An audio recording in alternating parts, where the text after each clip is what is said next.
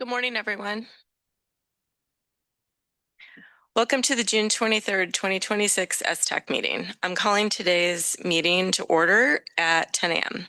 Before the meeting begins, I will allow our interpreter to introduce themselves and provide instructions for interpretation. Good morning. Announcement from the interpreter. To use the interpretation feature, please scroll to the bottom of the screen scene where the meeting controls are.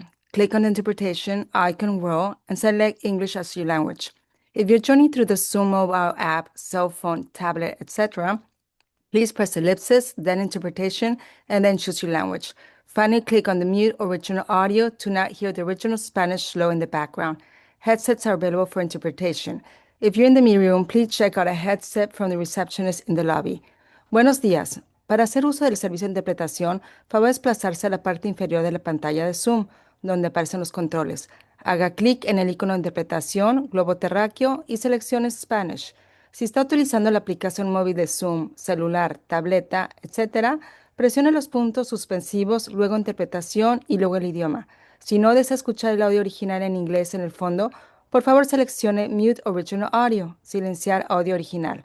Contamos con auriculares disponibles para el servicio de interpretación.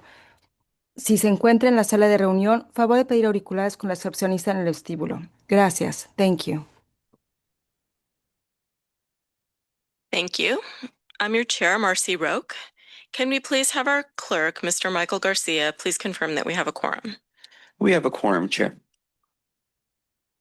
Thank you. I will now ask our SANDAG staff liaison, Tim Garrett, to lead the land acknowledgement. I would like to take a moment to acknowledge the land that we call home.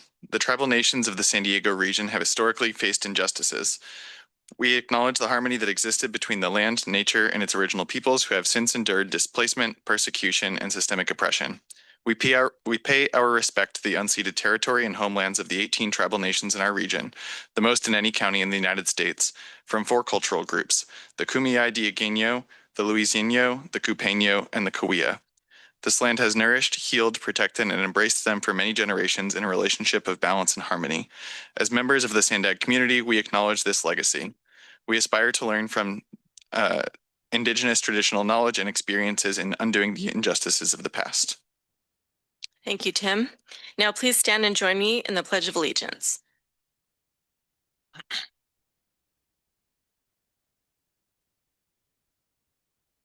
I pledge allegiance to the flag of the United States of America and to the republic for which it stands, one nation, under God, indivisible, with liberty and justice for all.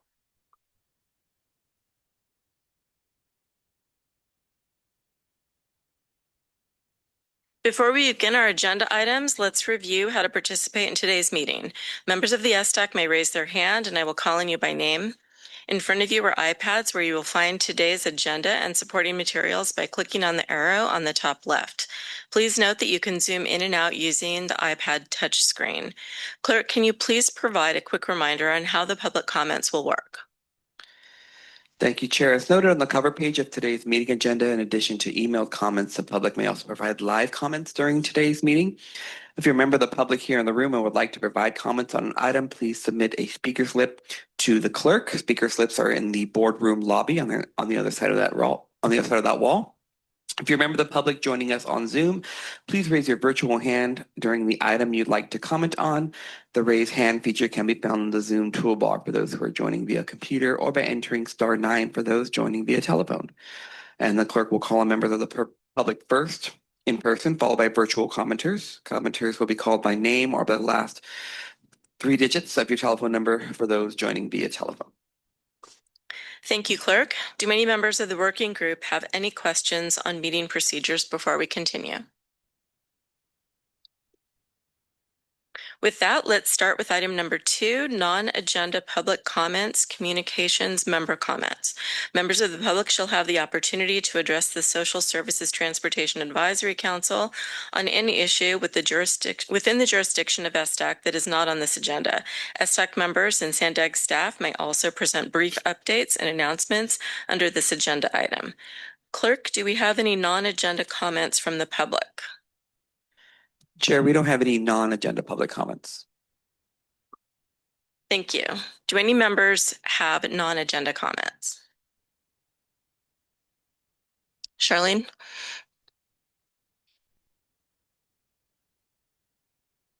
There. Okay.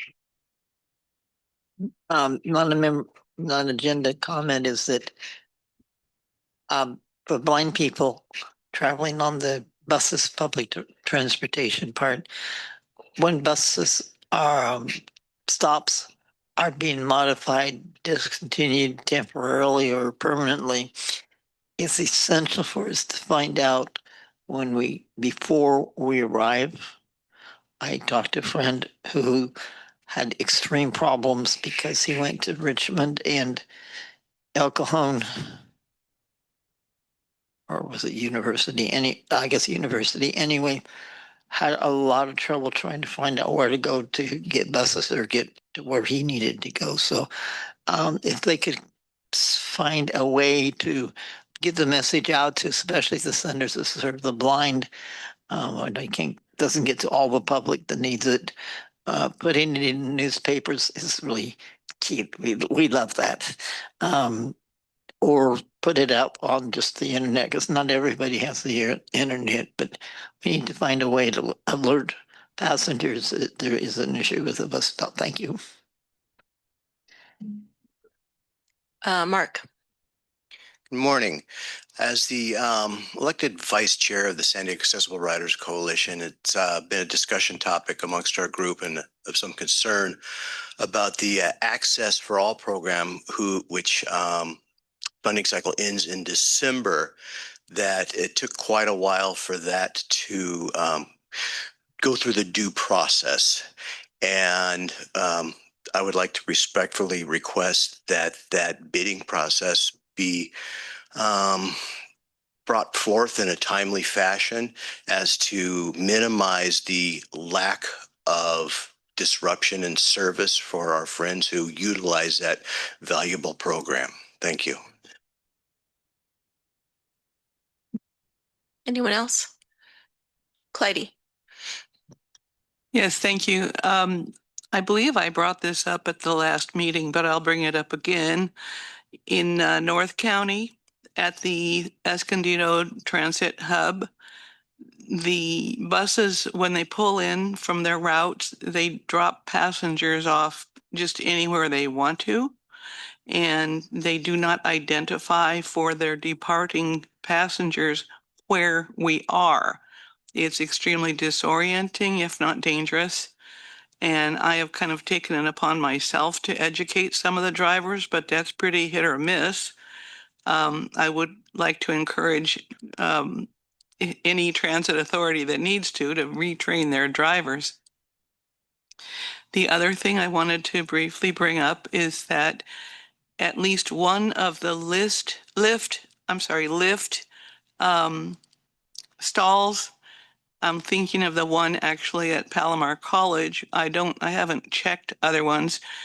They have a sign, after I complained about the fact that the sign they had was so high that nobody with any visual limitation wouldn't be able to see it. They did put in a sign a little lower, but they still don't have any braille marking on that stall. So it's really important that people who rely on braille be able to know what stall they need for lift. And that's it. Thank you very much. Maureen? Hi, I just wanted to mention that On the Go, a Jewish Family Service of San Diego program in partnership with the city of Solana Beach is launching an older adult transportation program. So we're in the middle of ramping up right now and are looking for older adults in Solana Beach who are residents of Solana Beach that would like to take advantage of this program. So if anybody wants more information, come see me afterwards and I can get you a flyer or what have you. But the people do need to be residents of the city of Solana Beach. Thank you. Sharon? Hi, good morning, everybody. This is Sharon Beckus. I came in via Old Town, and the electronic signage is great if you're taking the coaster or the Amtrak. It's nice, bright colors. It's orange, it's white, bright white. And the one for MTS, I could barely see it. So I would suggest you invest in brighter bulbs. That's my feedback. Thanks. Charlene.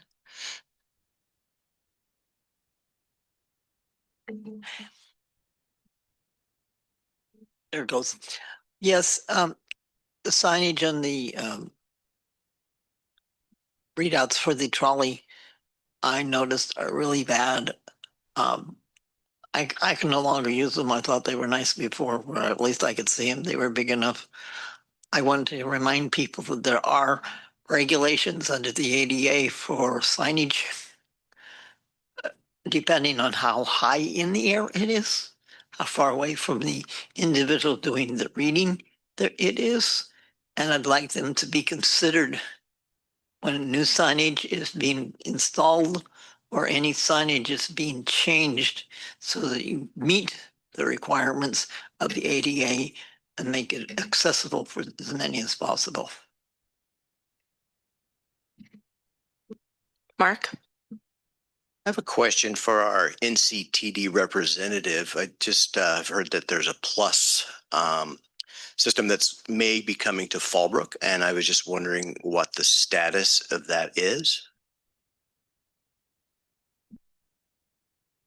Ione. Hi, good morning. Yes, the Fallbrook Paula NCTD Plus Zone would be implemented only in the event that we receive the SANDAG Flexible Fleets funding. So right now we are applying for funding to operate that service. If awarded that funding, then we would begin operating in fiscal year in the following fiscal year. So it would be late next year.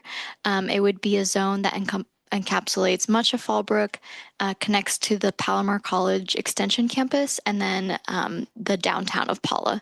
But it is subject to receiving that external funding. Thank you.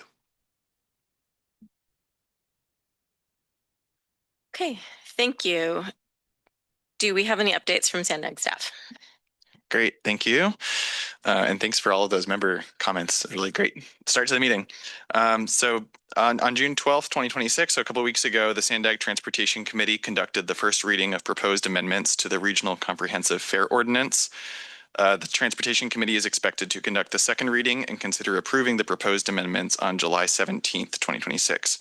If approved and ratified by the Board of Directors, the new fares would go into effect starting on October 1st, 2026 for the Phase 1 changes and October 1st, 2027 for the Phase 2 changes. This is what Brian had presented on at the last meeting. So any questions about that, let me know. I know about these as well and happy to provide any more information. And then my only other announcement, Todd Lordson is retiring from the San Diego Regional Center, and wanted to acknowledge and appreciate his contributions there, as well as with the STAC. And we have Daniel, I want to say, is joining as a alternate in Todd's place, along with Shane, who joined recently. So appreciate both of them taking up the reins. That's all I have for staff updates. Thank you. Any follow-up comments or questions on the staff updates? Seeing no further comments, we will continue to the consent agenda. This includes item 3.1, the minutes from our April 7th, 2026 meeting. Note that being absent does not prevent members from making corrections or voting on the minutes. Are there any public comments on the consent agenda? We have no public comment on consent agenda, Chair. Are there any comments or questions from members? If not, I'll ask for a motion to approve the consent agenda.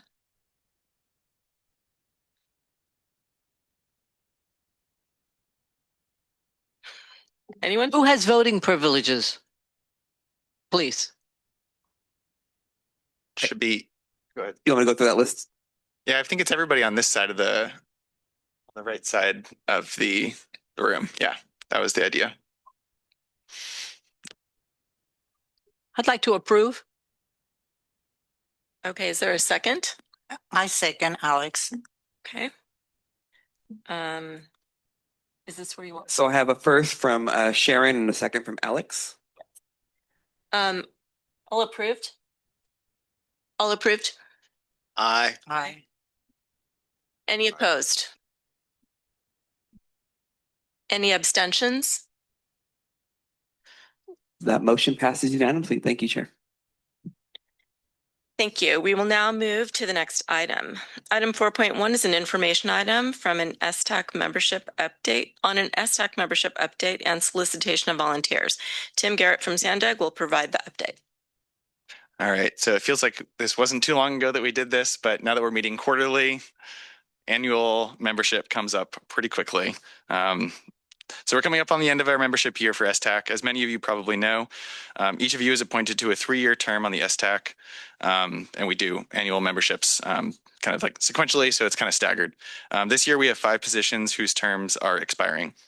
So those whose terms are expiring are Wayne Landon, Cletty Kohler, Lori Seagrim, and I think it's 4 positions. Lori Seagram and San Diego Center for the Blind, represented by Kimberly Taylor and Marianella Camarillo. Please let me know today if any of that is incorrect, but I think that's correct. So that means the following individual member seats are available. We have a representative of potential transit users who is a senior, 60 years or older, representative of potential transit users who is disabled, an at-large representative of the interests of seniors, persons with limited means, or disabled transportation users who are familiar with ADA and Title 24 regulations, so 3 individual member seats, as well as 1 agency member seat, and applicants would identify primary and alternate representatives for that seat, and that is for a social service provider for seniors. Per the STAC charter, members will be chosen by a selection panel and serve a 3-year term beginning and ending in the month of July, so coming up. And at the end of their term, members may apply for another 3-year term. 3-year terms are staggered among selected members such that annually the terms of approximately 1/3 of members are expiring. Membership application and selection process therefore occurs annually. A selection panel shall consist of SANDAG staff and no more than 3 current members of the STAC whose membership position is not open for applications.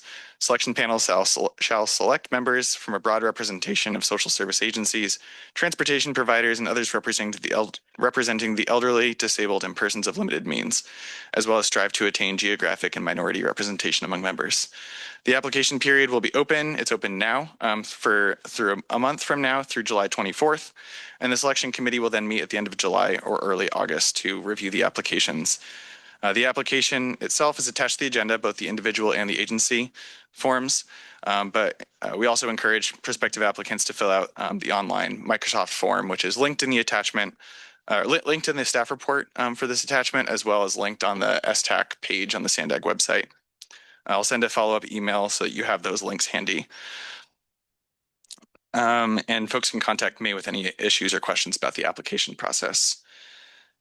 And slightly new process for filling seats this year, since we only have 4 meetings per year now with the quarterly meeting schedule. So SANDAG staff will announce the successful applicants by email in August. So in between now and our next meeting, we'll email out who is selected to fill the STAC seats. And then new members will take their seats at the next STAC meeting scheduled in September 22nd. During that meeting, once we have everyone seated, we'll elect a new chair and vice chair. So outgoing members, Wayne, Clyde, Lori, Kimberly, and Marianella. If you're not selected for another term as an STAC member, we greatly appreciate your attendance and contributions and encourage you to continue attending STAC meetings as a member of the public. But like I said, you're also encouraged to apply for another term. I'll turn it back to the chair, and I'm sure there's some questions about that, so happy to entertain those. Thank you. Are there any public comments on this item? We have no public comment on item 4.1, Chair. Are there any comments or questions from members? Please raise your hand. Charlene, sorry. Yes. The San Diego Center for the Blind has been in name on this committee for a long time and has not for years attended. I would like to see another agency replace them.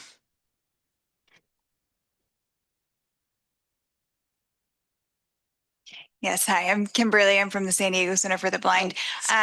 We have had some leadership changes. We are very committed to being part of this committee. So I know I haven't been on the committee for a couple of years, but I'm very dedicated to this work, especially since our community doesn't get to drive and relies on this kind of transportation. So we have undergone some changes in the last couple of years, but I do want to reassure folks that we are very committed to this work. So thank you.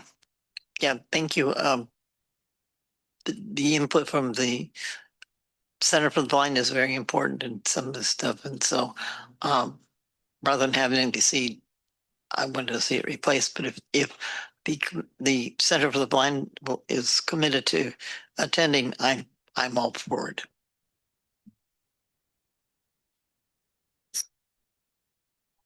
Okay, thank you for the updates.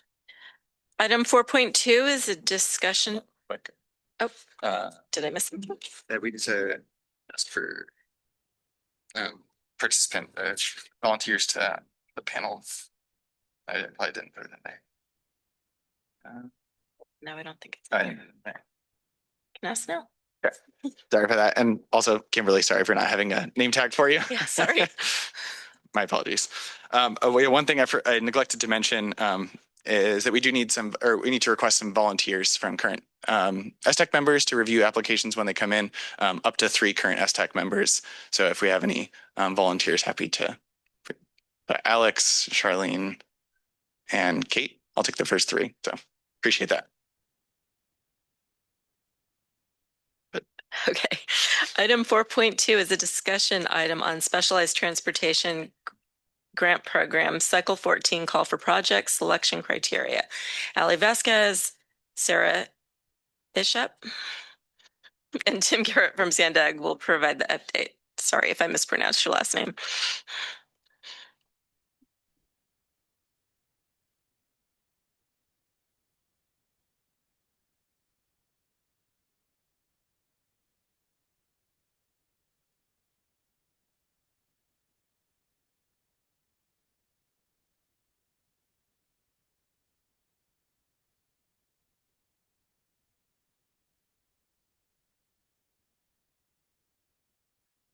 All right. Hello again, everyone.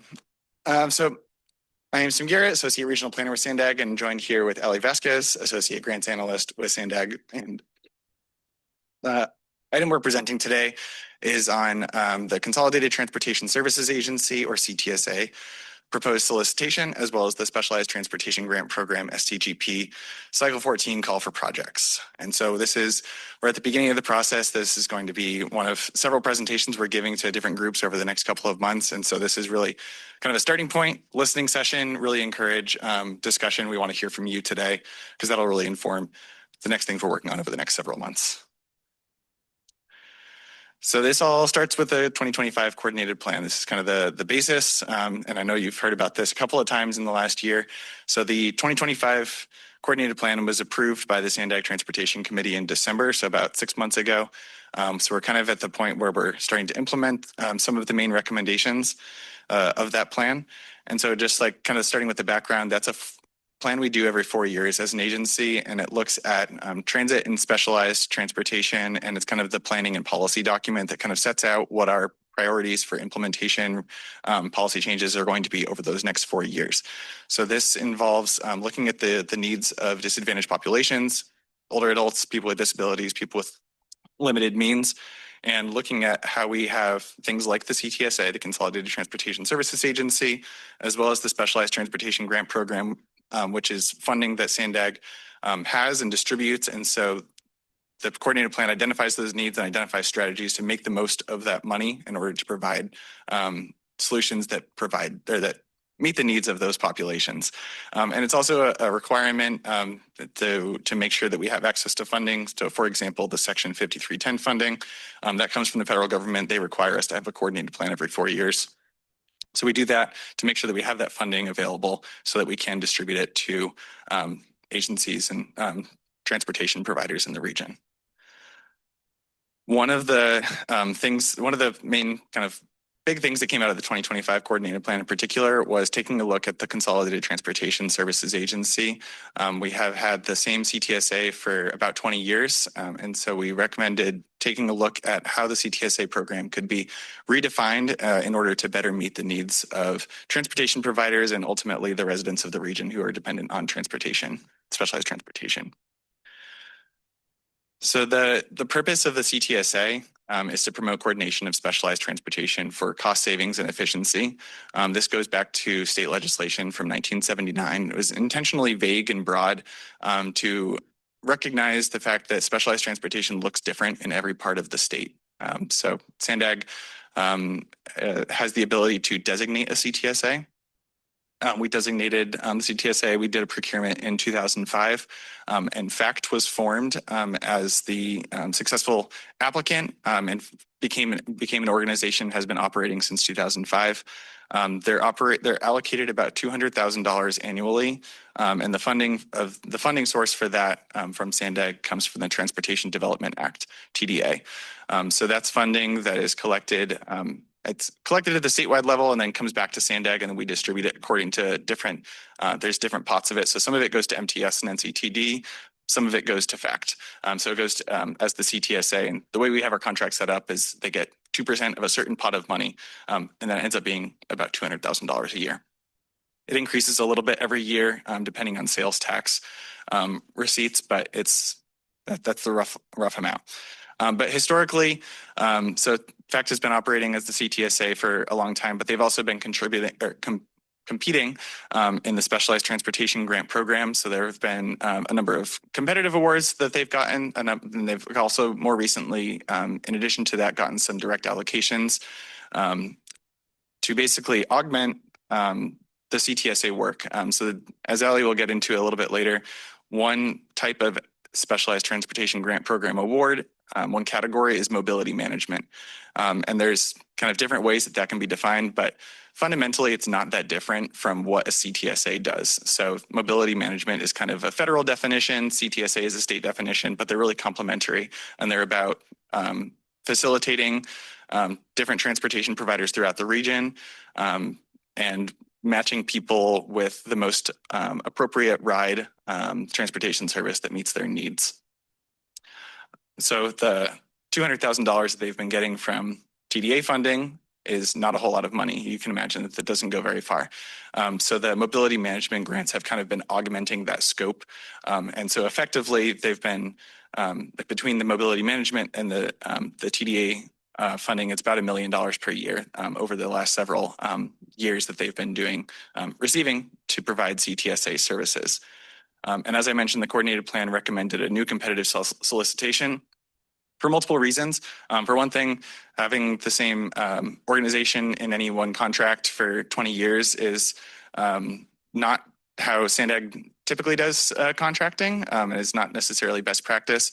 It doesn't really have an end term, the current contract, and so it's difficult to kind of make amendments to change the scope, improve the performance monitoring, or also potentially change the amount of funding that's allocated. So what's recommended is to do a new solicitation, and this kind of starts here with learning from you all what you think what would be appropriate to include in that CTSA scope, what the appropriate amount of budget would be in order to provide those services. And then we would do a solicitation later on this year and into next year, where we would be putting the call out, and interested organizations could, let us know that they wanted to participate, and they could be evaluated accordingly. So I mentioned the different funding sources. So it's about $1 million that the CTSA currently receives as a combination of TDA and Specialized Transportation Grant Program mobility management grants. The TDA funding is allocated per Board Policy 27, which is our TDA policy. Basically, it sets out the priorities for how that funding is distributed. So there's no changes proposed to that board policy at this time. It's not necessary. We just kind of anticipate that the CTSA would be given an additional direct allocation by pulling money out of the Specialized Transportation Grant Program, just in like a more formalized way. This has kind of been happening over the last several cycles. This proposal is to basically kind of formalize that and pair that with this solicitation for the CTSA. So approximately, the proposal is approximately $1.7 million being pulled from the Specialized Transportation Grant Program, specifically the Section 5310 funding, that would be pulled from the Cycle 14 and provided for the CTSA during this funding cycle. And Ali will get more into the details about the timing and things like that. The coordinated, I'll start with, so the existing scope of the CTSA contract, the scope of work basically is these four kind of components on the left side of the screen. So the existing functions are to provide information and referrals, host an advisory council with meetings to coordinate and share information among transportation providers, maintain an online provider database, transportation provider database specifically, so that can be used by members of the public, and it also assists SANDAG with doing planning, doing the coordinated plan, for example, and then pursuing long-term funding sources in order to make it kind of a self-sustaining organization over time and not entirely dependent on that TDA funding, just because, as we all recognize, this is not a whole lot of money that's being allocated currently. So that's the existing scope, and that's been in effect for several years.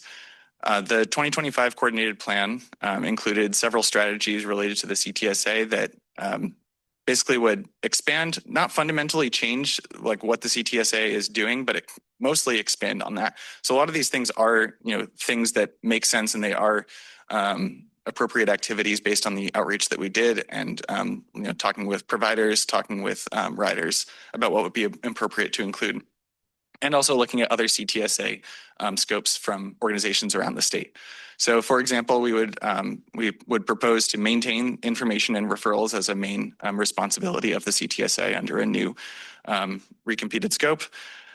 Maintain an advisory council, but expand the role to continuously collect feedback from providers to identify coordination needs, and have it be more intentional about kind of iterating and improving and the services that it provides to transportation providers on an ongoing basis. In addition to just providing maintaining an online provider database, provide transportation information through rider guides. So more proactive, putting out information so that folks know what transportation providers exist, but that could also be combined with information about how to ride fixed route transit and paratransit. So other types of transportation services that are available, just kind of like lumping, recognizing that there's a whole host of different options out there for people. And then the last one is to explore coordination functions to reduce duplication, improve efficiency, and effectiveness through a variety of ways. So for example, and it's not limited to these ones, but these are kind of like the most, this is the list that we came up with during the coordinated plan. So for example, joint use of vehicles among different organizations, providing driver training, providing ride scheduling and dispatching services, providing specialized transportation eligibility verification on behalf of multiple providers, and improved referral tracking. And so this is kind of the starting point. This is what was in the 2025 coordinated plan. We definitely look forward to hearing from you if this is an appropriate list, if there's other things that you'd like to be included, because this is kind of the starting point. Like with what goes into the scope of work really determines, the size of what this CTSA solicitation would be, and the details of that. So the anticipated timeline for this, we're really at the beginning of this process right now. We're in the summer. Like I said, this is a listening session. We're really doing the scoping and stakeholder coordination phase here. We anticipate that, we'll be bringing information from what we hear from you all. We'll be bringing that to the Transportation Committee for more discussion at the policy level. We'll develop the procurement package, release that in the winter and into the spring. So probably anticipate this going out at the end of this calendar year, early next calendar year. Evaluate proposals after appropriate time in the summer of next year, and then select and negotiate with the selected CTSA. And then not anticipating this would go into effect, executing an agreement until spring, summer of 2028. So it's still a bit of a long timeline, but procurement can take a while. So it's really important to get started on this early. And also it's really aligned, especially in the funding sense, with the Specialized Transportation Grant Program, Cycle 14, which is what Ali's going to talk about next. So we're doing CTSA and STGP in kind of a coordinated phase here. With that, I'm going to turn it over to Ali to talk about the STGP. Good morning, everyone. Good to see you. Hi, everyone. I'm Ali, as Tim mentioned, and I'm the program manager for the Specialized Transportation Grant Program, or STGP, as we call it. And the STGP is a funding source that provides for specialized transportation in the region. And all of the projects that we fund through the STGP have to be derived from a strategy from the coordinated plan that Tim discussed. So first things first, I'll talk about what the SCGP is. So the SCGP provides funds to improve mobility for older adults and individuals with disabilities when fixed route public transportation is insufficient, unavailable, or inappropriate. The funding that we have through SCGP comes from two sources: the Enhanced Mobility of Seniors and Individuals with Disabilities, the FTA Section 5310. Program, and then also comes from our Transnet tax dollars in what we call a Senior Mini Grant Program, or SMG. The eligible applicants for the SCGP are nonprofit organizations or local governmental organizations such as transit operators or tribal governments. So now onto the meat of this. What do we have available for our next cycle of SCGP funding?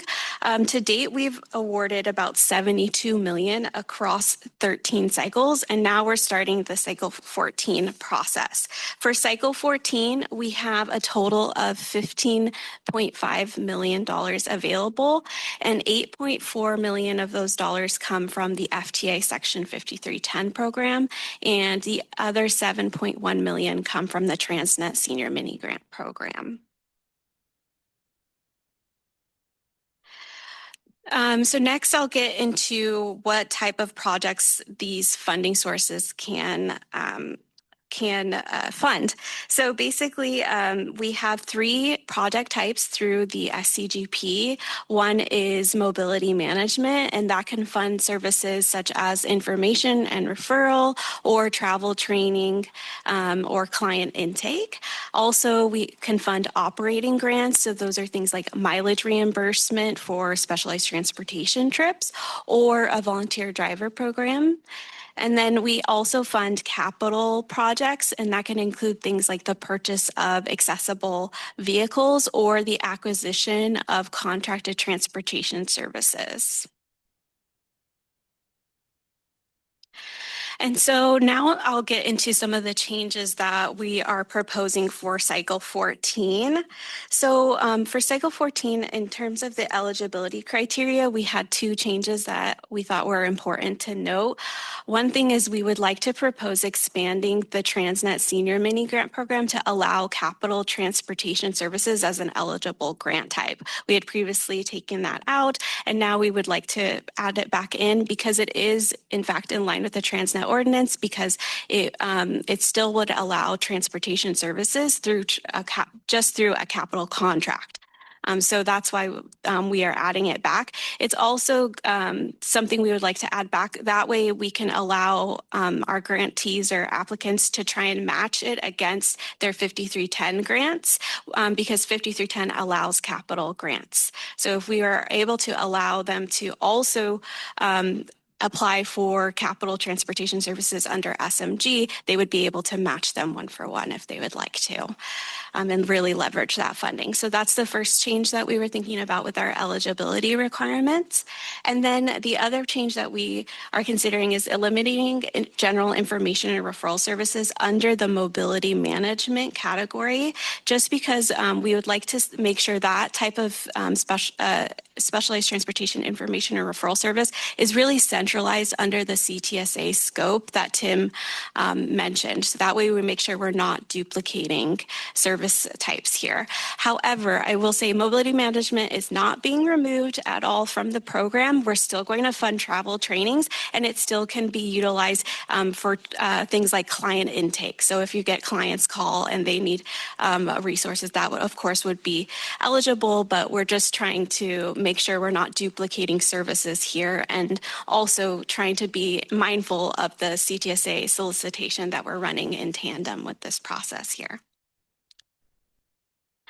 So here's the historical evaluation criteria changes. So what we did is we basically took our criteria that we've used in past cycles, and we made a few updates, really just to go in line with the coordinated plan, which is new and had new priorities that really focus on coordination here.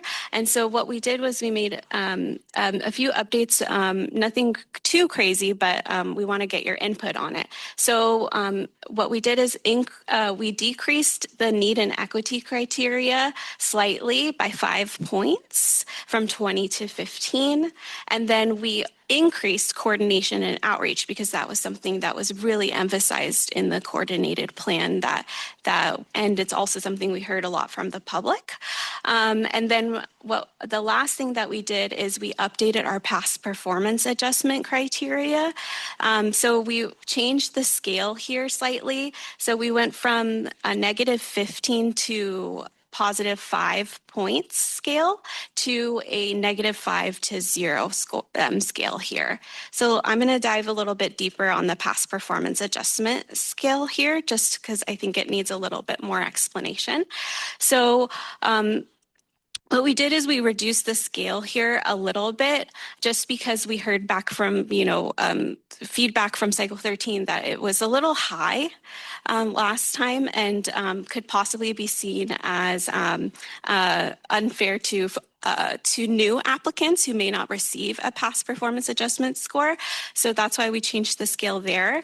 The other change we made is we reverted to our prior past performance adjustment scoring so that we only apply the score to actual scope deliverables.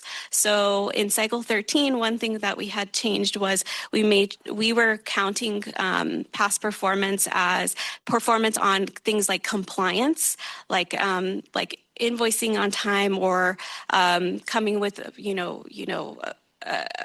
complying with federal regulations, grant regulations, things like that. But now we're reverting it back to what we did in the old cycle, which was to just base it off of whether they delivered what was in their scope or not, basically. So if you propose something, we would just say, okay, did you fulfill your proposed deliverables in trip counts or referral counts or travel training counts? That would that this scale would be based off for the Cycle 14 call for projects. That's something that we are proposing.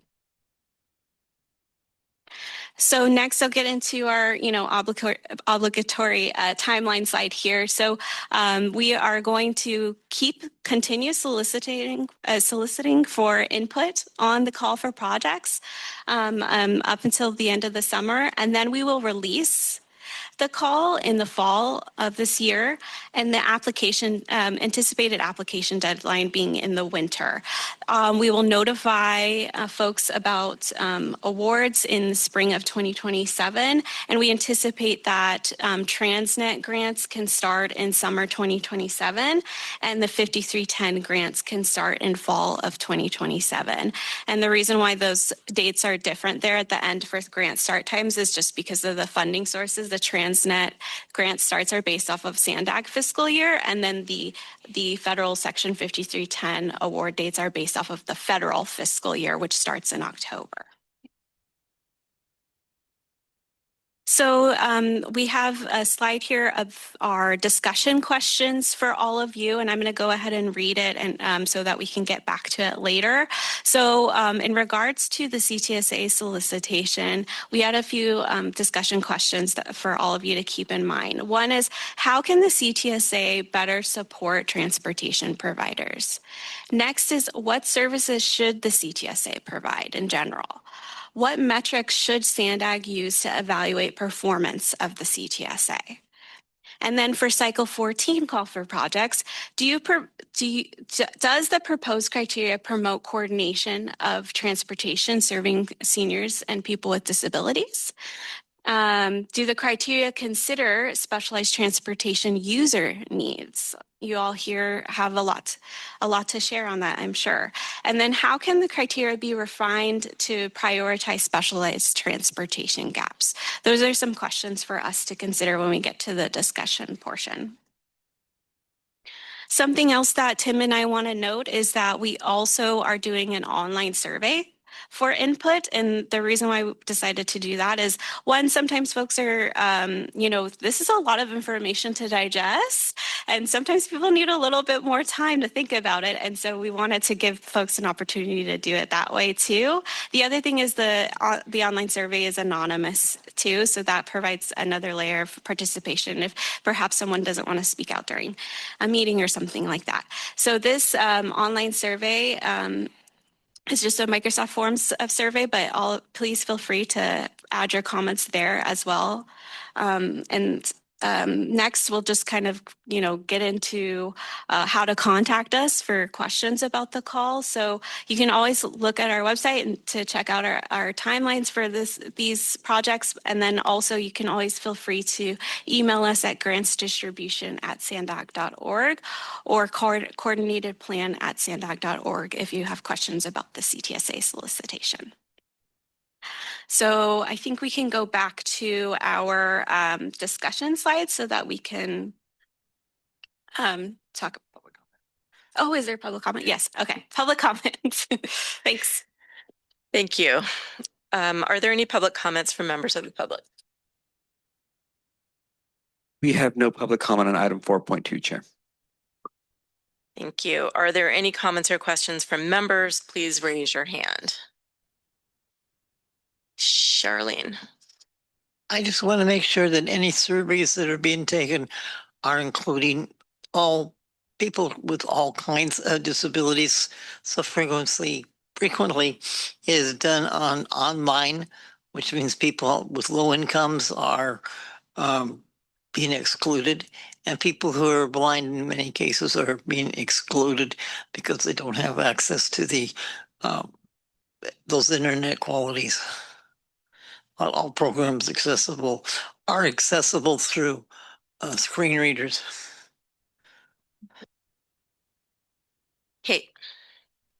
Thank you so much for the presentation. I appreciated it. I think one of the questions that you had posed to us was a couple of slides back, if you don't mind going to some of the requirements that I think you'll be asking agencies to adhere to. This is from the call for projects or the CTSA? I think it was CTSA. Okay.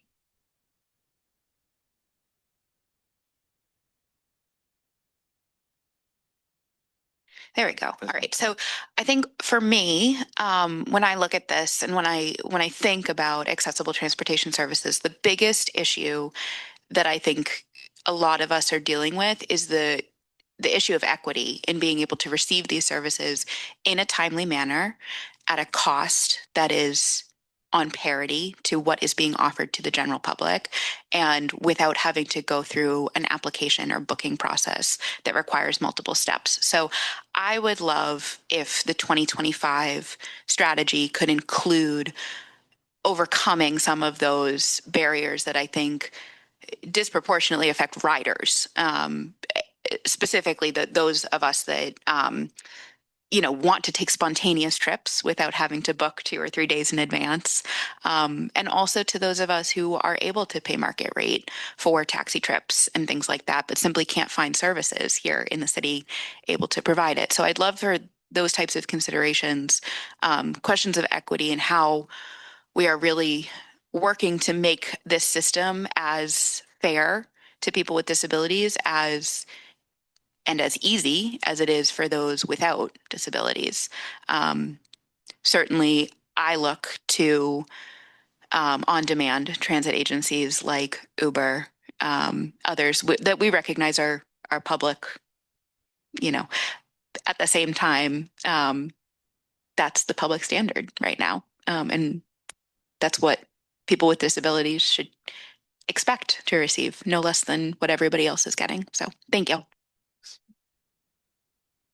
Sharon. I have a question about the 15.5 million. I think it was 15.5 for cycle 14. What was it in cycle 13, please? Actually, in cycle 13, it was about 9 million. So we are giving out more this Okay. cycle. I'm actually glad that you had that question because something I forgot to mention is we're giving out 3 years worth of funding this time. So that means that the grants could last 3 years. So that the reason why we did that this year is so that we could just increase some sustainability, provide providers with more funding sustainability. So it will be 3 years instead of 2.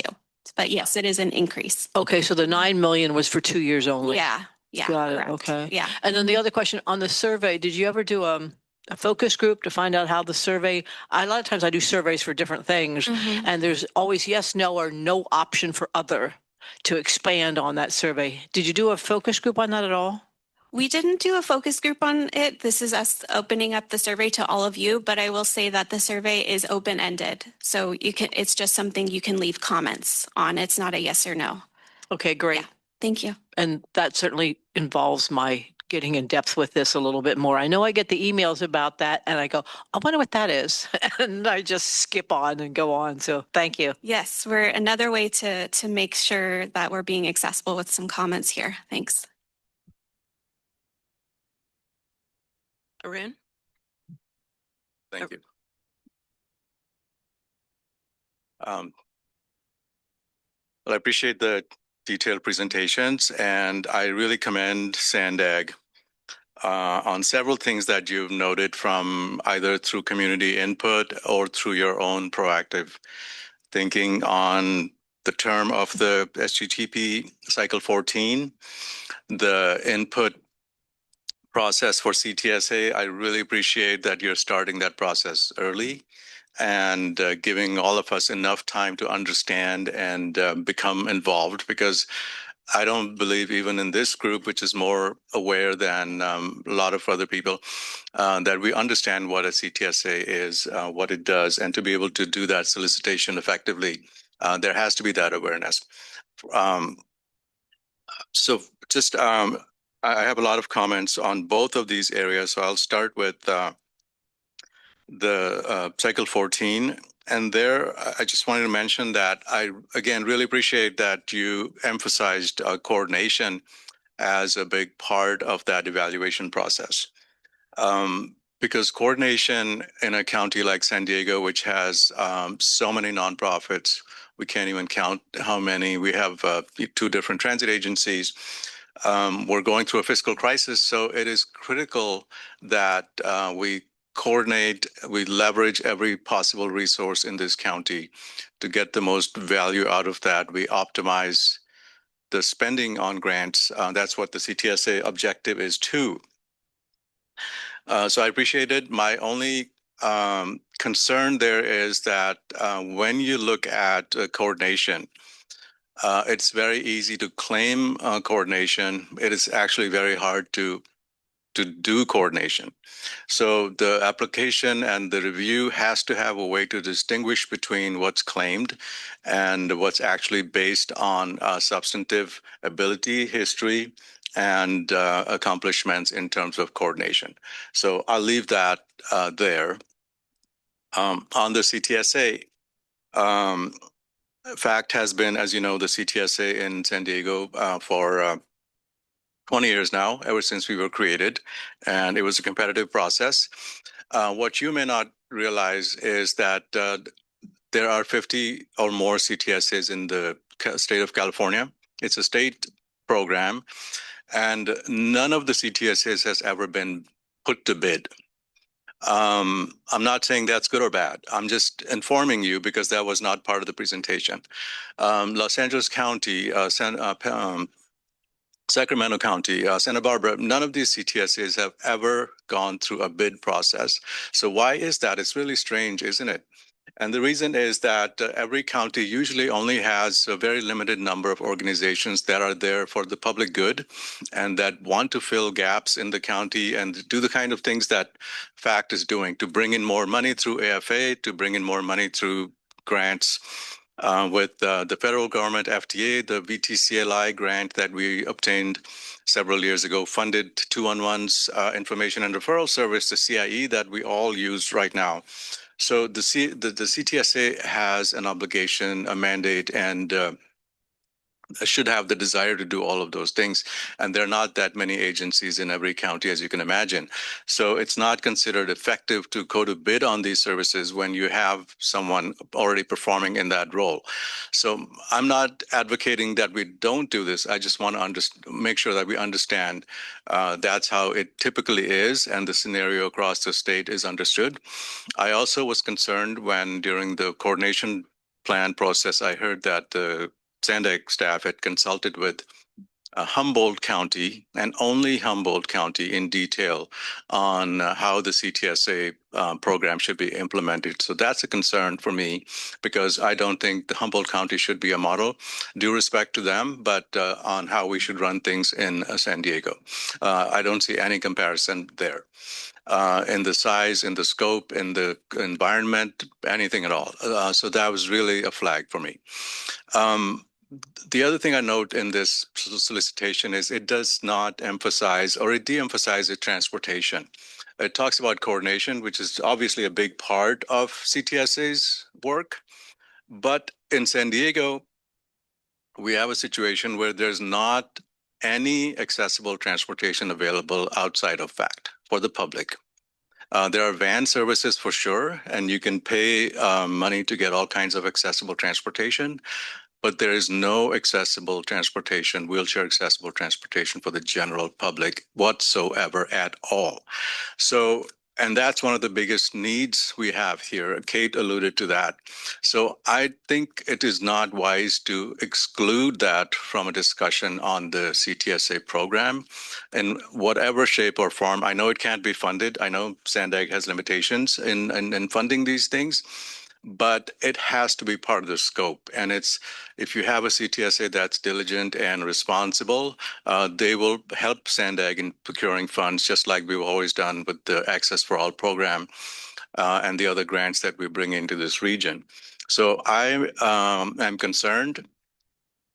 For that reason, I was also concerned when SANDAG talked about disassociating referrals from rides, saying that it was a conflict of interest. That is absolutely wrong thinking, and I hope that does not play into this process, because if we disrupt a model where we have the ability to place rides and requests in a system, if cost effectively, for the sake of breaking up the system with these, based on these perceptions, I think we're going to do a big disservice to our community and break something that's working and not be able to replace it. That's my concern. I don't mean to be negative in my comments here. I just want to cover a whole lot of thoughts I have on this presentation. So I'm trying to go through all of it. The things that we've done as a CTSA include the following, so that gives you an idea of the scope.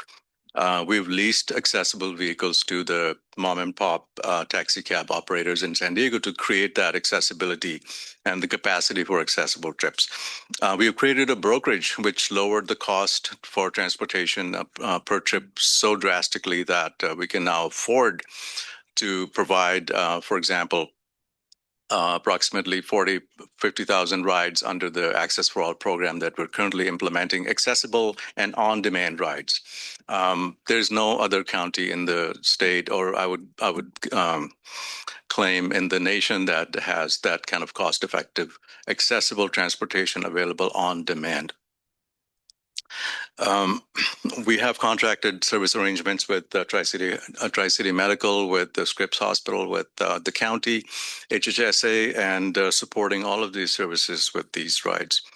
We also provide support to the transit agencies when needed. For example, during the MTS strike, the last time around, during the early part of NCTD's outsourcing transportation, we were working under First Transit to provide rides under that program, and we had a contract with NCTD until recently. So we have a long history of supporting transit agencies when they feel there's a gap or they need additional capacity, and we can do that very cost effectively.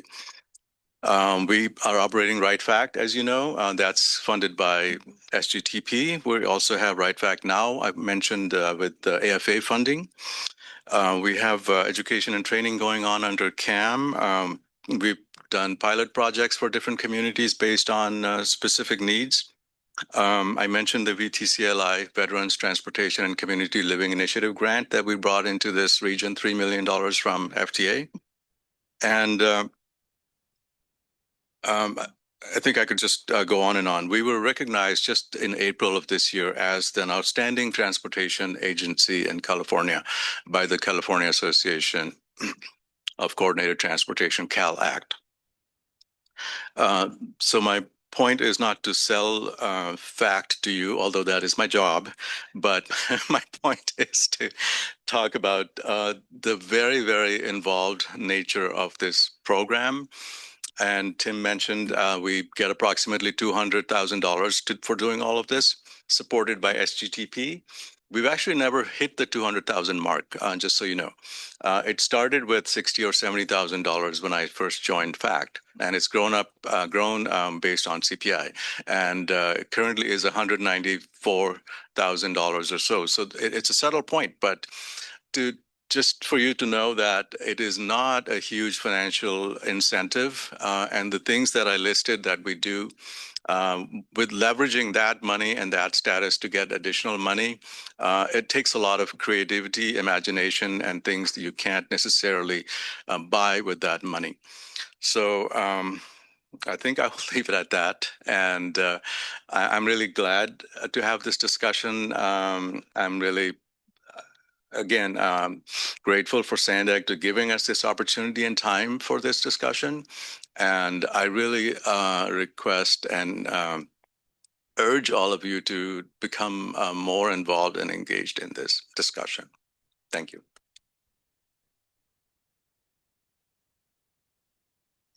I have a couple of my own questions.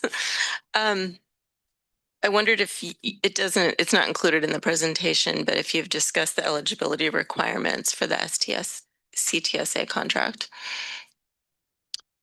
Not yet. Yeah, we don't have it in the presentation. I think the main thing is kind of scope first. I think we would obviously follow all the requirements in terms of most of the agencies are nonprofits that are CTSAs throughout the state. There are a few regional transportation planning agencies that kind of maintain those functions without the kind of in-house without actually contracting with a nonprofit organization to provide that.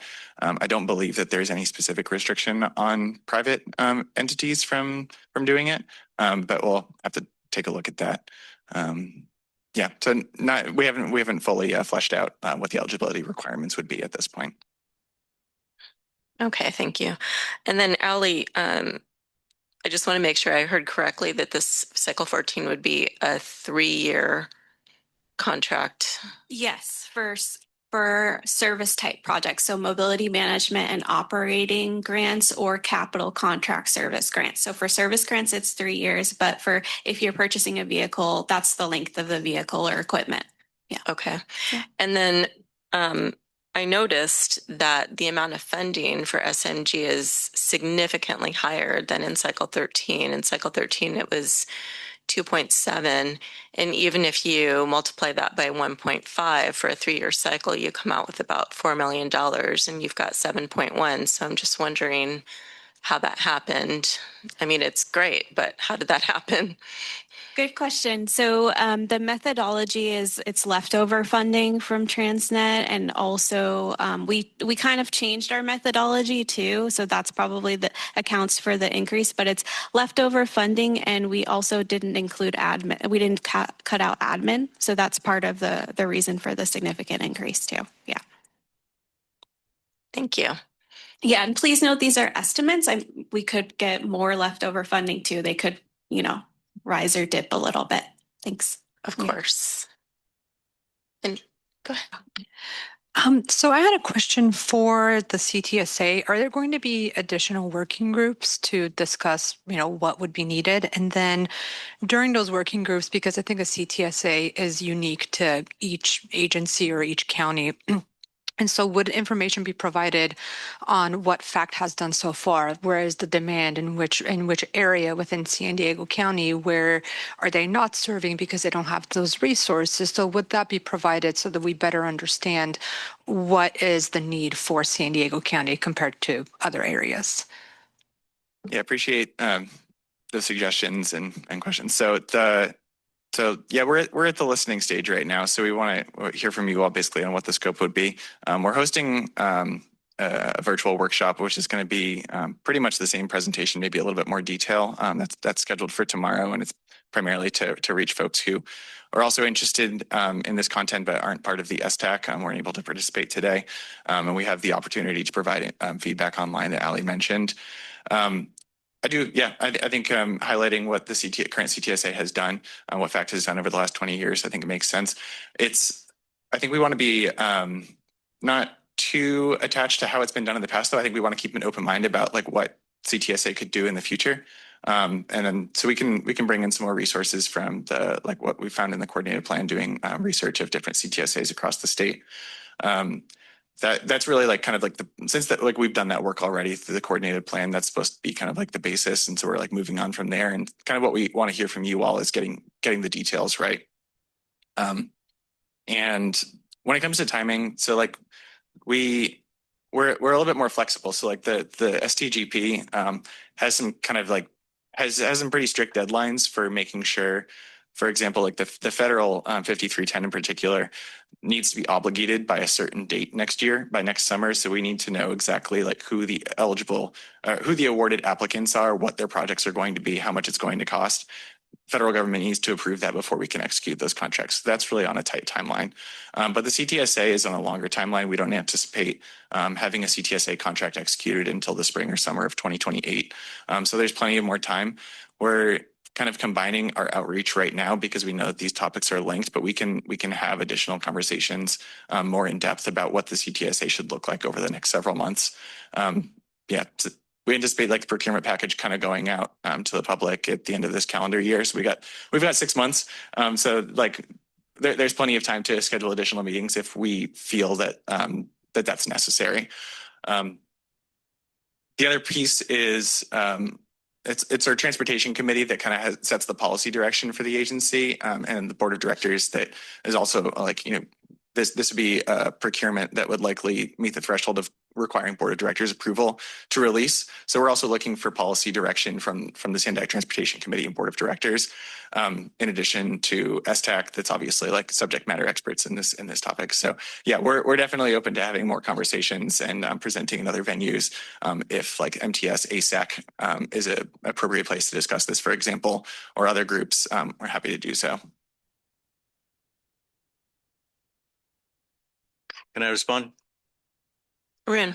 I just wanted to point out, Vassie, that the 200,000 approximately that's contracted under the CTSA current agreement accounts for tasks that are already specified in the contract.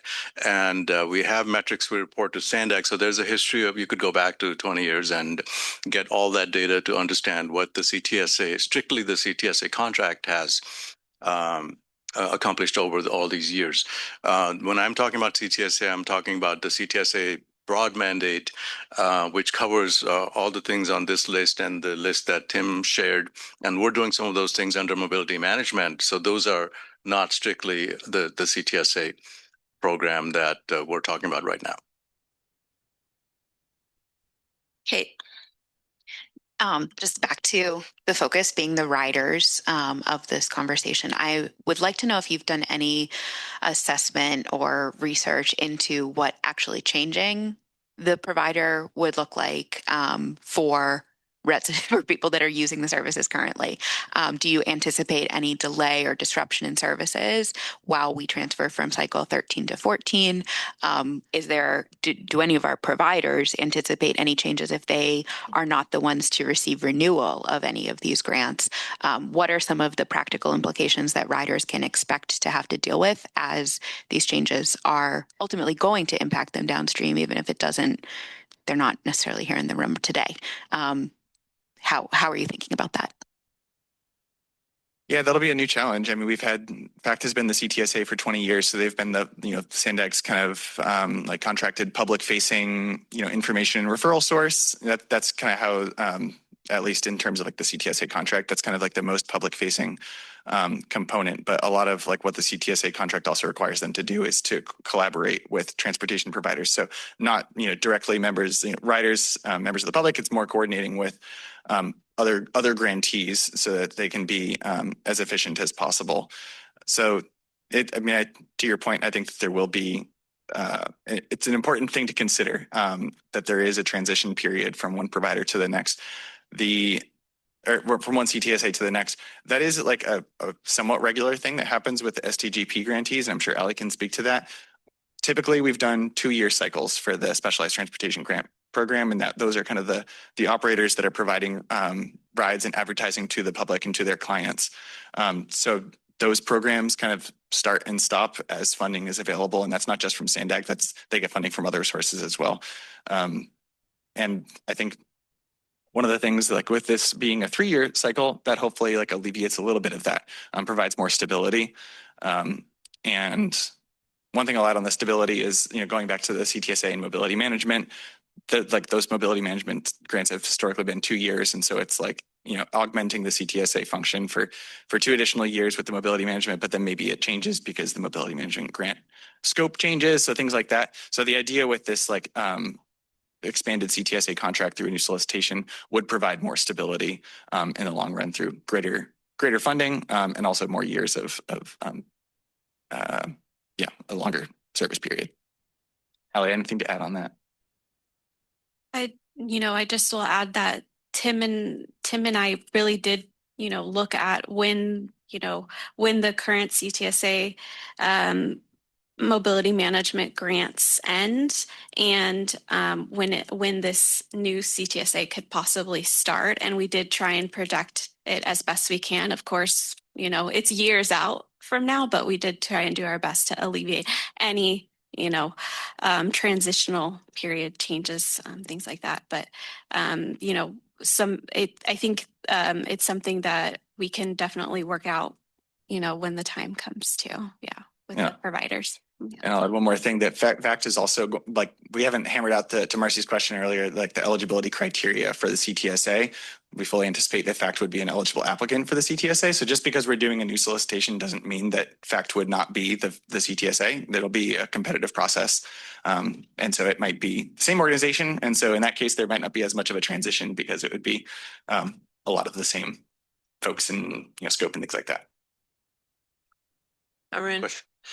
Thank you. I have a clarification question for Tim and Ali, which is what do you anticipate as the term of the next CTSA contract? But I also wanted to add that I really appreciate Kate's question and I appreciate SANDAG's response to that because these discussions have been going on in the background for several months already.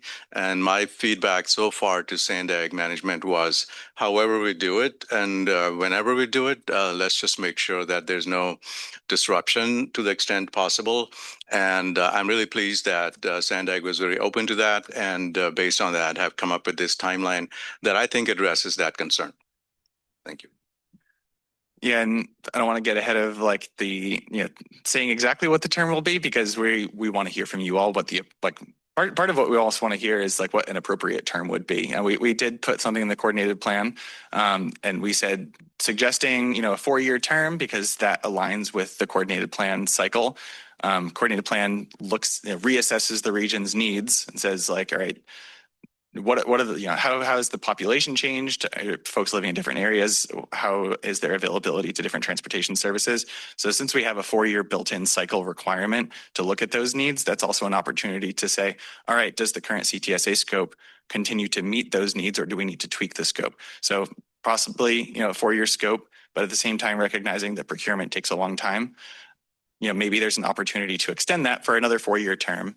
If the CTSA is performing well, it's meeting its obligations, it's meeting the needs of the residents as we define in the as we identify in the coordinated plan. So kind of the starting point is to think of like a 4-year term with an option to extend for an additional 4 years. That's our starting point.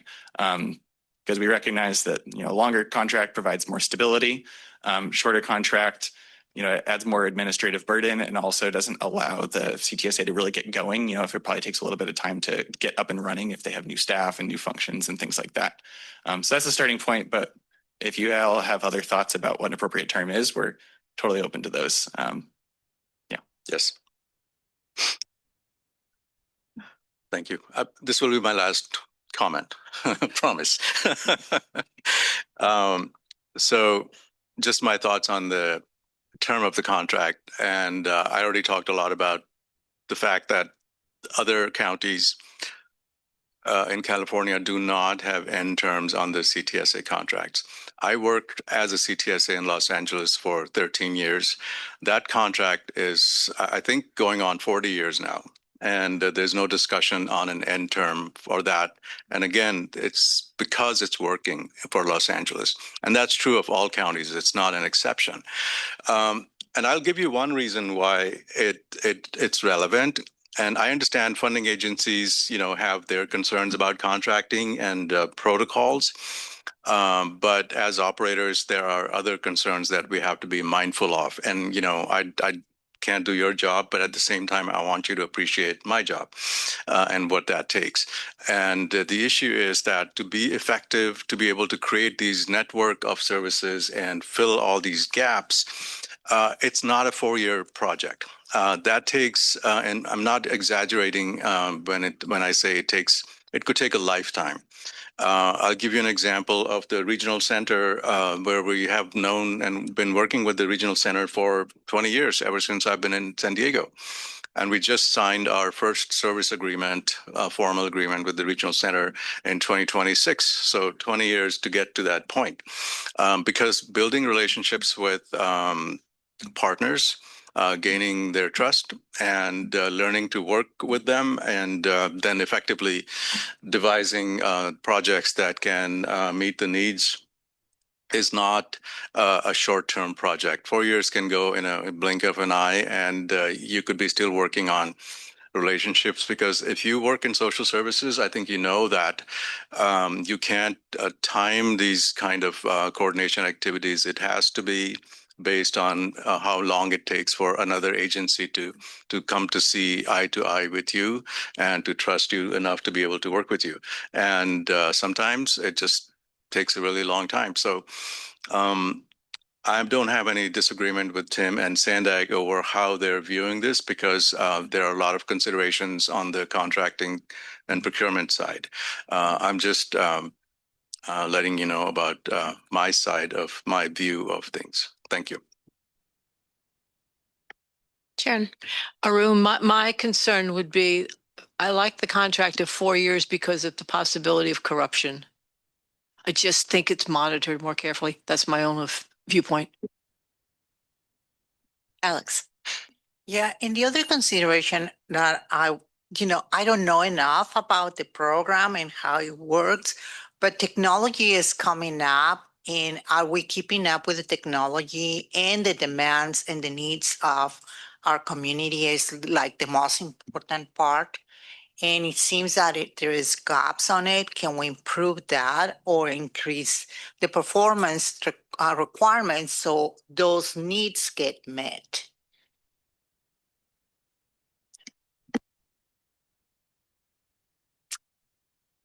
Okay, thank you, everyone. Let's see. Thank you. We can now move on to the next item. Thank you, Ali. Thank you, Tim. Thanks all. Thank you. Item 4.3 is our annual public hearing. I will officially open the public hearing and allow Tim to introduce the process when he gets back up here.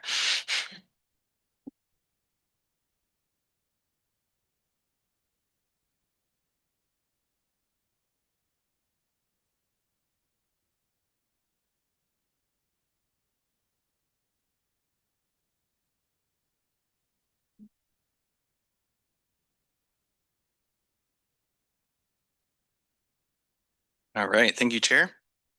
In accordance with the California Public Utilities Code, SDAC is responsible for annually identifying transit needs in San Diego County, including unmet transit needs that may exist within the jurisdiction of SDAC, and that may be reasonable to meet with new or expanded public transportation or specialized transportation services. Additionally, per the Public Utilities Code, SANDAG must ensure citizen participation, utilizing STAC to gather the input of transit-dependent and transit-disadvantaged persons, including older adults, people with disabilities, and people with limited means. The process includes at least one public hearing in the jurisdiction represented by the Social Services Transportation Advisory Council.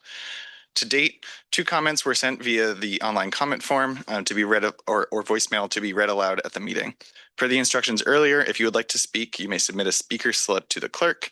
If you're online, you may use the raise hand function on Zoom or enter *9 if joining via telephone. For clarity of the record, please identify yourself each time you speak. Any comments received previous to today and as well as during the meeting today will be investigated and, if necessary, forwarded to the appropriate agency for a response. Responses will be provided at the September 22nd, 2026 STAC meeting. Thank you, Tim. Can you please read the comments received before the meeting into the record? Will do. We received 2 comments in advance of the meeting from Kiwi Happy. The first comment is free ride buses and trolley month passes for seniors and disability who are low income. And the second comment was free access for low income seniors and disabilities.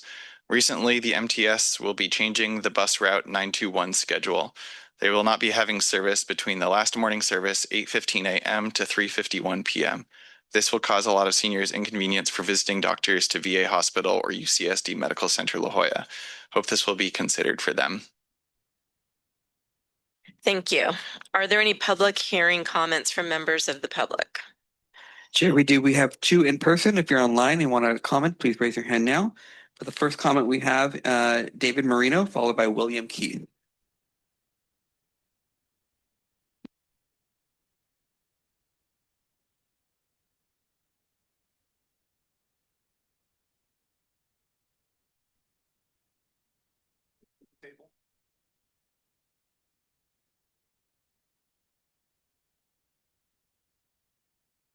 I didn't realize.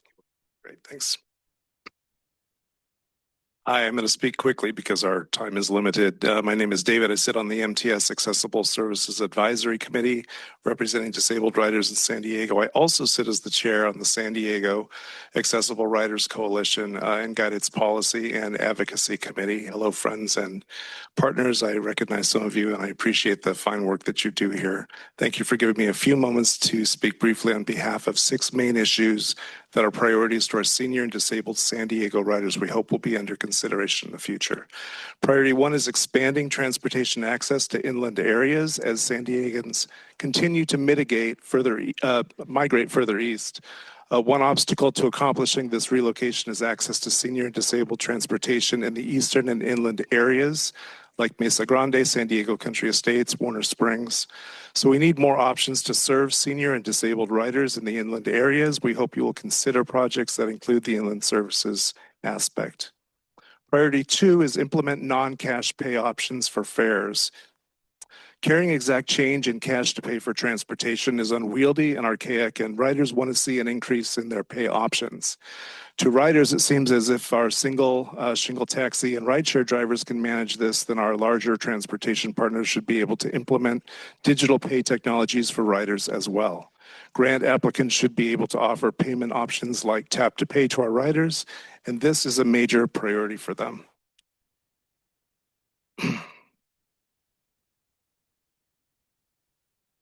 Priority number 3 is to create a pathway for on-demand and same-day rides. Senior and disabled riders are required to make advance reservations for transportation, but this disallows them the ability to pivot quickly, go out to dinner, or even visit an urgent care facility. MTS Access has instituted a successful pilot program for same-day transportation that has received a strong response. So we know same-day rides are important. What's missing is more options. Thank you. Your time has expired. Next is William Keith. Okay, good morning, everybody. My name is Keith.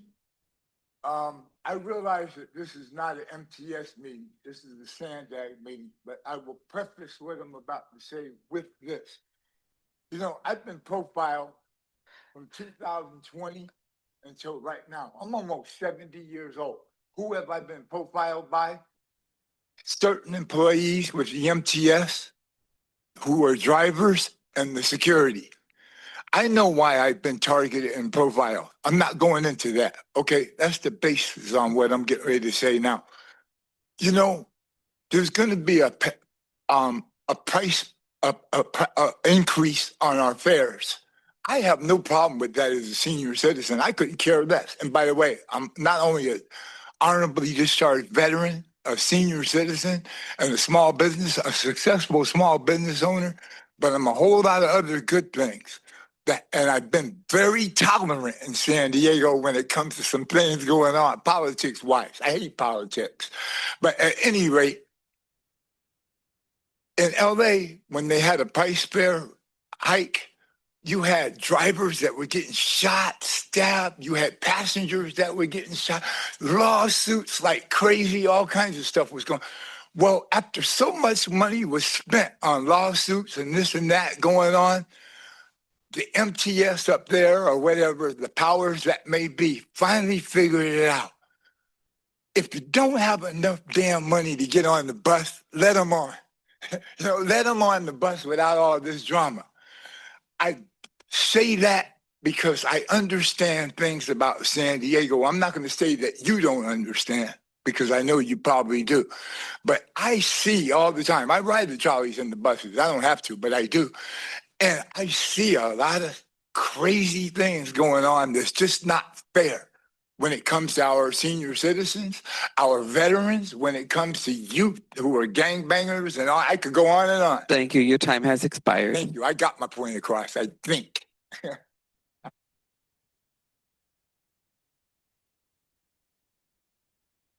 That concludes our public comment on this item, Chair. Seeing no further public comments, do any STAC members have public hearing comments regarding unmet transit needs? Mark. Yeah, I'd just like to kind of dovetail on what Mr. Moreno had to say there about, I live in Fallbrook and would like to just echo the fact that people who do retire and are elderly and are moving inland for lower costs have less services inland, and it would be nice to have equitable transportation in those inland and underserved areas. And also the point he made with the fares going up is legit. As a rider, having to come up with cash is difficult. Having to get to a bank when you're blind and to, queue up and stand in line and waste your only ride you had for that day. It cost you money to get there and get back. And now you have to have ones as well as fives, and to have a stash of that in your home, and the drivers don't give change, and it's very inconvenient. And in this day and age, we should have some sort of cashless pay system that both of our systems, MTS and NCTD, can take within the county to make it easier on their riders. Thank you. Kate. Thank you. And if it's all right with you guys, I'd like to finish Mr. Moreno's comments. I think they're important for us, and we are also members of the San Diego Accessible Riders Coalition. The priority number 4 here is identifying ways to streamline and abbreviate transportation grant award administration processes. We're recognizing that seniors and disabled riders need transportation solutions now, and long grant applications, review, and award timelines often delay critical services and create hardship for vulnerable riders. All efforts to streamline funding decisions, expedite awards, and help transportation providers generally needed to deliver services to riders as quickly as possible are very much appreciated. And I recognize we talked about that at length today, of course. Priority number 5 for our group is identifying transportation options at the San Diego airport. We don't talk about this a lot as an organization, but this is a major issue for anybody who is experiencing San Diego as a tourist. I'll get back to the what's on the paper, but it is a huge issue. I am deeply passionate about how challenging it is to be a wheelchair user as a tourist within this city. Unlike other large cities, San Diego has no exterior transportation plan for disabled passengers. This has been brought up earlier today. This places them at a distinct disadvantage because while they may successfully navigate the plane, the terminal, and the paratransit options away from the airports, do not exist. It has a chilling impact on personal travel for disabled individuals because they remain trapped at the airport. I'm not joking when I say I know individuals who have been at the airport for over 4 hours after they have departed their plane and gotten off because they simply could not find accessible transportation. It again highlights the need for expanding on-demand and same-day paratransit services as we can encourage consideration of these in funding decisions moving forward. And lastly, priority number 6 is curbing fare cost increases for the most vulnerable riders. And this would include those seniors and disabled riders who are disproportionately affected by fare increases because many are living on fixed incomes.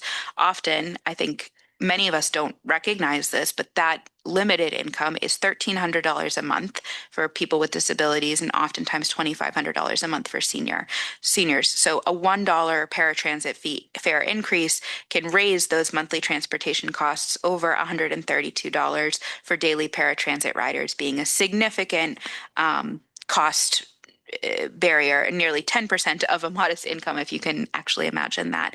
So please consider the inequity for low-income riders relative to high transportation costs, and the need that everybody has for equity in transportation. Thank you. Sharon. Yeah, I'm one of the persons that I know of that uses Medicare Advantage, and a lot of Medicare Advantage plans offer as an enticement transportation to their doctors. And what I would like to see is maybe some way of maybe FACT or JFS partnering in some ways with the Medicare Advantage plan, whether that be SCAN or Sharp or whoever they are, and Kaiser, because maybe that could help supplement their income. I don't know. But I know that for Uber or Lyft, I'm very disappointed when I'm using a ride share with my plan with Medicare Advantage due to the fact that the Uber drivers or the Lyft drivers just think I'm totally ambulatory. They want me to cross in the middle of the street to get the bus or to get their vehicle. I don't want to do that. I want to stay safe. They arrive early, they arrive late. It's just not good. So I'm wondering if there's any way that agencies could also partner with Medicare Advantage plans to say, hey, we can help coordinate and take some of that off of you for a stipend or whatever. Don't know. Might not even exist, but I wanted to throw it out there. Charlene?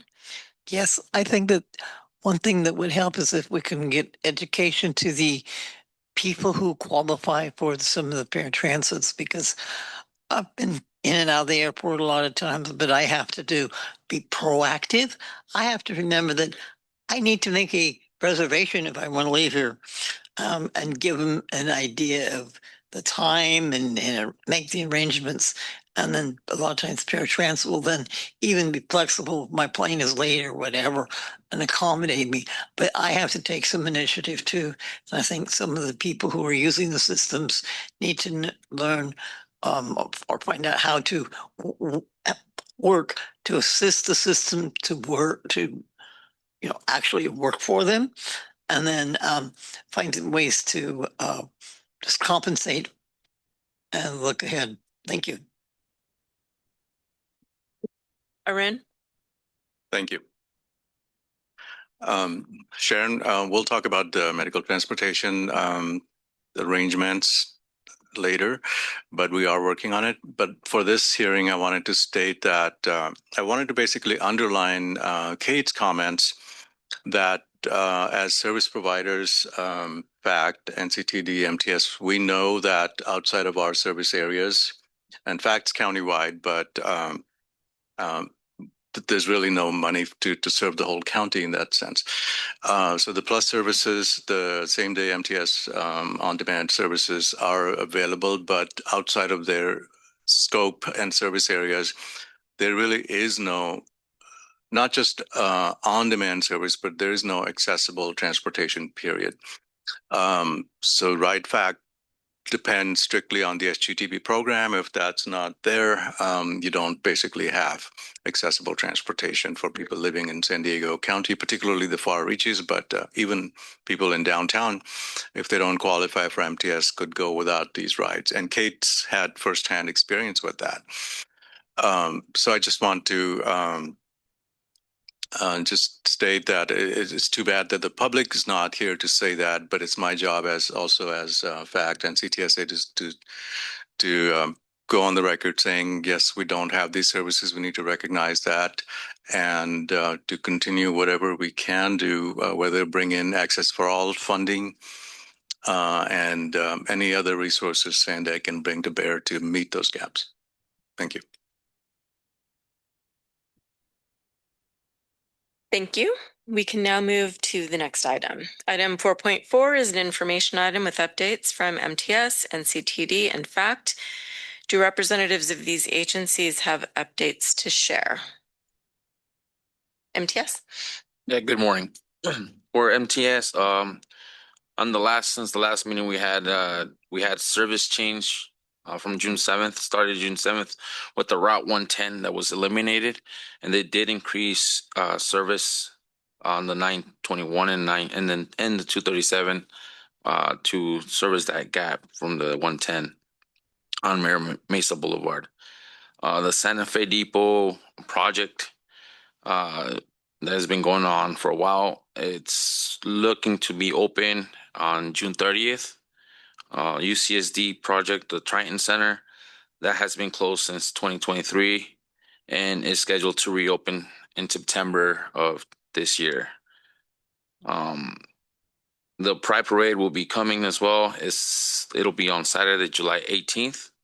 The routes 1, 10, 11, and 120 will be impacted with detours. And also, there was a question about the fares. The MTS, I know we have the availability for passengers to pay with their debit card or credit cards on the buses, so they are able to. They don't have to have exact change. You tap it, you select the fare first, you tap, and it only charges you the amount, whether it's for senior, disabled, or adult. With 2 hours of credit basically on the bus, you'll have to tap the same card again though, because if you tap a different one, it's going to charge you. You select the fare amount again and you tap, and then every time you get on, it's only going to charge you once unless you go over the 2 hour limit, and then if at the very most, it's going to charge you the day pass. So that is available on the buses. We also have Comic-Con coming on as well, so just be when Comic-Con is here, just be mindful that there might be some service delays downtown areas. Thank you. NCTD? Thank you. On the NCTD side, we do have a service change coming up on July 26th. This primarily will include just schedule adjustments to improve connections between routes or adjustments to runtime to be more reflective of the actual travel times taking place. There won't be any reroutes or route eliminations or changes to the actual routes themselves, just schedule adjustments. On the coaster side, there is one schedule adjustment. The first southbound weekday trip will have a new departure time of 5 a.m. instead of 4:56. And what this will allow will be for a connection to be able to be made with the first sprinter in the morning. So this will be new as of this July, and there are no significant updates on the paratransit side either. Sorry, go ahead. Yeah. On the MTS Access paratransit side, we wanted to provide a couple of updates. The Coronado Free Summer Shuttle began on June 7th with our service change. So if you are an Access rider, you can take paratransit or MTS Access for free within Coronado. So the trip has to start and end within Coronado. And that is between 9 a.m. and 8 p.m. every single day. And like I said, all rides are free. And that goes through Labor Day weekend, which is September 7th. On the fixed route side, we will have additional service during the 4th of July weekend. And that summer shuttle for fixed route is also free, 8 a.m. to 9 p.m. every single day. and it travels between City Hall and the Marriott. We are going to be launching our Easy Wallet module, which is going to be contactless payment for paratransit rides, so you no longer have to pay with either a ticket or cash. That should be coming in the next couple of weeks, and while we hoped we would do a demo today, unfortunately it was not ready, but we will be holding a specialized training where everyone can join online and understand how that works. And then finally, last week on June 16th, we held our first ever Service Animal Day, where we allowed our riders to come and learn to board and deboard with our service animal on our stationary buses. We had a paratransit bus, a 40-foot bus, and then we had a trolley available for the individuals that came with their service animal, so they were able to practice, understand the accessibility on our buses, and that's something that we hope to do again next year and continue it on an annual basis. And that's all. Thank you. Fact updates. Thank you. Just recently, we were awarded again the contracted transportation service to bring seniors in the city of Escondido to the Senior Nutrition Center, and we've had this contract for 5 years. And the renewal means that this is another up to 5-year contract where we do up 400 to 500 rides, is it per month, for seniors to get to the services and to the meal program at the center. It will be officially approved tomorrow during the Escondido City Council meeting, but happy to share that good news. And also wanted to just remind you that the Access for All on-demand transportation is now available, and people with disabilities, seniors, can call FACT and request a trip almost immediately.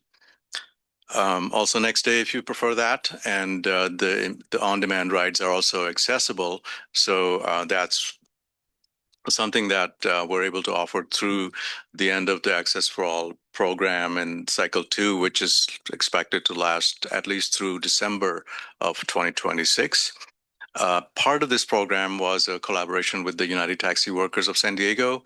That group is working with the airport authority, and I had an opportunity to meet with the airport CEO and the staff there to discuss the need for better coordination and better integration of their resources to make it easier and more navigable for riders as well as for taxi drivers to get to the airport, to find appropriate place for loading, unloading, and to have the information directing people and directing visitors to those opportunities and to those facilities. So I'm very optimistic. These discussions are going really well.